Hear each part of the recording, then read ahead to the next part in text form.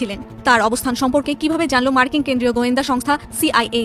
এ নিয়ে সামাজিক যোগাযোগ মাধ্যমে চলছে তুমুল আলোচনা।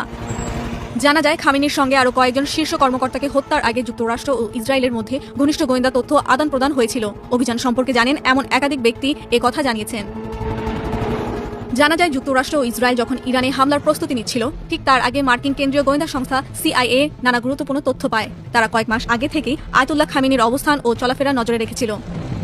CIA জানতে পারে, শনিবার সকালে তেহরানের কেন্দ্রস্থলে একটি কমপ্লেক্সে ইরানের শীর্ষ কর্মকর্তাদের বৈঠক হবে। সেই বৈঠকে খামেনিও উপস্থিত থাকবেন। এই তথ্য পাওয়ার পর যুক্তরাষ্ট্র ও ইসরায়েল তাদের হামলার সময় বদলে ফেলে। এই বিষয়ে সংশ্লিষ্ট কর্মকর্তারা জানান, নতুন এই গোয়েন্দা তথ্যের ভিত্তিতে হামলার সময় পরিবর্তন করে খামেনিকে হত্যা করা হয়।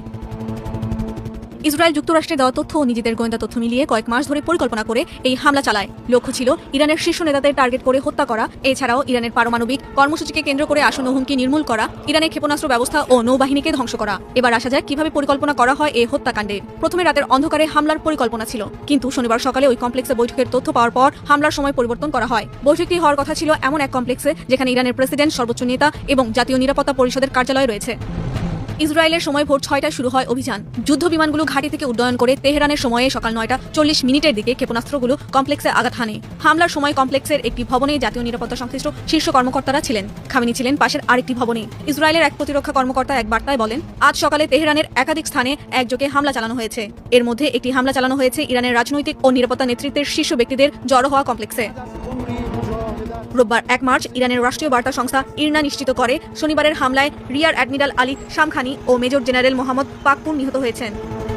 গত জুনে ইরানের পারমাণবিক স্থাপনায় হামলার পরিকল্পনা চলাকালে তৎকালীন মার্কিন প্রেসিডেন্ট ডোনাল্ড ট্রাম্প বলেছিলেন, যুক্তরাষ্ট্র জানে খামেনি কোথায় লুকিয়ে আছেন, চাইলে তাকে হত্যা করা সম্ভব। তারই নজির এবার দেখল বিশ্ব।